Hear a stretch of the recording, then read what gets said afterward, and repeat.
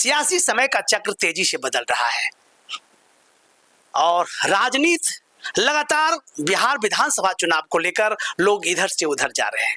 अब चुनाव का मौसम है और चुनावी मौसम में क्या होगा क्या नहीं होगा, एक ऐसे शख्स से जो मटिहानी विधानसभा क्षेत्र के प्रतिनिधि हैं, विधायक है, जो लगातार 5 साल तक जनता का सेवा किए हैं। नमस्कार, मैं रंजीत सम्राट, आप देखना शुरू कर दिए हैं सहारा समय डिजिटल। आपको रूबरू कराते हैं विधायक राजकुमार सिंह से। चलिए सर, आपसे दो ऐसा सवाल है कि मटिहानी के लिए कौन सा ऐसा काम किए हैं जो कि वहां के जनता के लिए वरदान साबित हुआ? देखिए, मटिहानी एक जिस वक्त मैं राजनीति में आया 2020 में, और उससे पहले लगातार 15 सालों तक मटिहानी में सत्ताधारी दल का ही प्रतिनिधित्व था।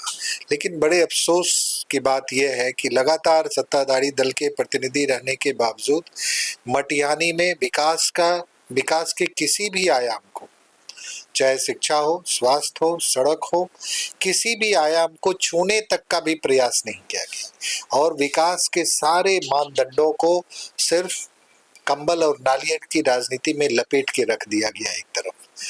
मैं भी मटिहानी का हूं। जब मैं 2020 में जनता ने मुझ पर विश्वास जताया और एक जिम्मेदारी दी, तो मैंने प्रयास किया आते ही सबसे पहले कि विकास के जितने भी मानदंड होते हैं जो आपके जीवन से सरोकार रखते हैं, जो आप के बच्चों का, आपका भविष्य तय करते हैं, चाहे शिक्षा हो, स्वास्थ्य हो और बेसिक कम्युनिकेशन, सड़कों की हालत हो, इनको सबसे पहले ठीक किया जाए।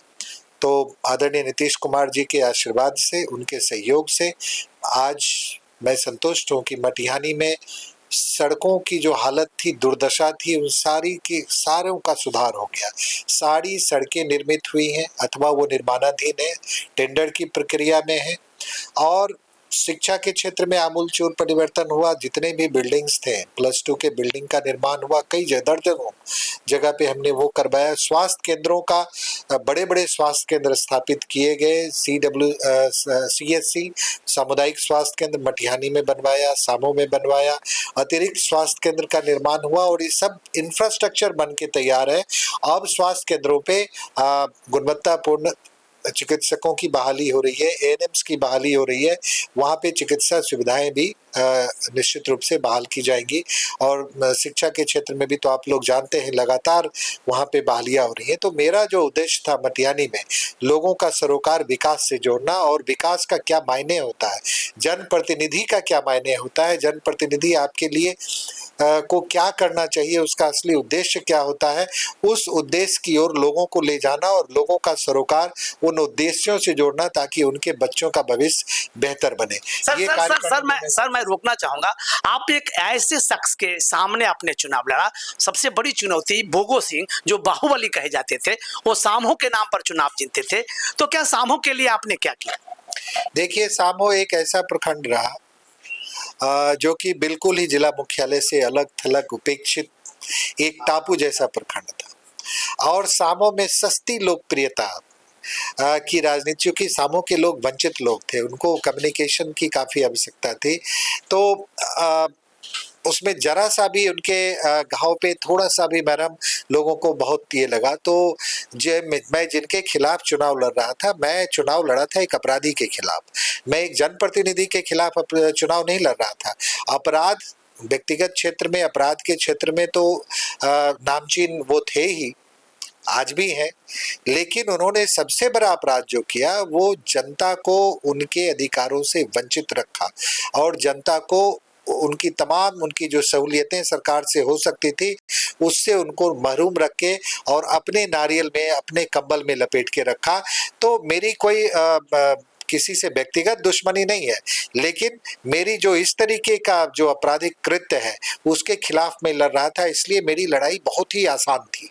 जनता उससे उबी हुई थी। और सामो की बात आपने की है, तो सामो एक ऐसा प्रखंड, आज मुझे संतोष है इस बात का कि सामो में आज बिहार सरकार की 100 करोड़ से अधिक, एक 3 पंचायत के प्रखंड में 100 करोड़ से अधिक की योजनाएं चल रही हैं। सामो एक ऐसा प्रखंड है जहां पे बिहार की सरकार ने, आदरणीय नीतीश कुमार जी ने, जो उस वक्त नियमावली थी डिग्री कॉलेज खोलने की, उसको शिथिल रखते हुए अनुमंडल स्तर पे ही डिग्री कॉलेज खोला जा सकता था, उसको शिथिल करके प्रखंड स्तर पे सामों के लिए विशेष परिस्थिति में एक डिग्री कॉलेज दिया और डिग्री कॉलेज आज निर्माणाधीन है, वहां पे प्राध्यापकों की नियुक्ति हो चुकी है। तो ये एक बहुत बड़ा कार्य आदरणीय नीतीश कुमार जी की सर एक अंतिम सवाल है, एक अंतिम सवाल ये है कि सर आप जिस क्षेत्र से आते हैं वो काफी पेशा क्षेत्र है और जैसा कि आपने कहा कि शिक्षा के क्षेत्र में, स्वास्थ्य के क्षेत्र में और तमाम इंफ्रास्ट्रक्चर को बनाने में आपने जो मेहनत की है, लेकिन स्थिति अब ये है, लोगों का कहना है कि आप पहले लोजपा से चुनाव लड़े और लोजपा के जो यहाँ के लोग हैं, नेता हैं, वो कह रहे हैं कि ये सीट लोजपा का है। तो इस परिस्थिति में आप फिर कैसे सिक्योर करेंगे, क्या होगा, क्या स्थिति होगा? जनता जानना चाहती है, मटिहानी की जनता जानना चाहती है। देखिए, ये सही बात है, मैं लोजपा के टिकट पे चुनाव जीता, मैं लोजपा के टिकट पे चुनाव जीता। मैं चुनाव से पहले लोजपा का एक सदस्य भी नहीं था, मैं राजनीति में भी नहीं था। मैं ये कहूं कि मैं किसी दल से जुड़ा हुआ था, ये बात भी नहीं थी। मैं सत्ताधारी दल के खिलाफ चुनाव जीता, ये भी सही बात है। मैं आदरणीय नीतीश कुमार जी का सम्मान करता हूं, उन्होंने बिहार को बहुत आगे ले जाने का काम किया, लेकिन उन्हीं के दल में जिन्होंने बिहार में जंगल राज की समाप्ति 2005 में की, उन्हीं के दल में उन्हीं का नाम लेकर एक अपराधी ने मटिहानी में एक नए जंगल राज की स्थापना की। 2005 से लेके 2020 तक मटिहानी को उस जंगल राज में रखा। तो लोजपा के टिकट पे मैं निश्चित रूप से जीत के आया, लेकिन मटिहानी के लोगों की मुझसे बहुत बड़ी अपेक्षा थी कि मटिहानी को एक सरोकार से जोड़ना था, विकास से जोड़ना था, और वो काम मुझे लोजपा में रह के मैं वो कार्य को नहीं कर सकता था।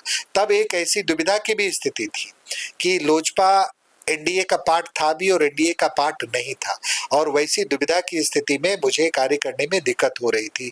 आज संतोष है कि आज जहाँ पे मैं हूँ वहीं पे लोजपा भी है, वहीं पे जदयू भी है, वहीं पे भाजपा भी, हम लोग सब मिलके कार्य कर रहे हैं।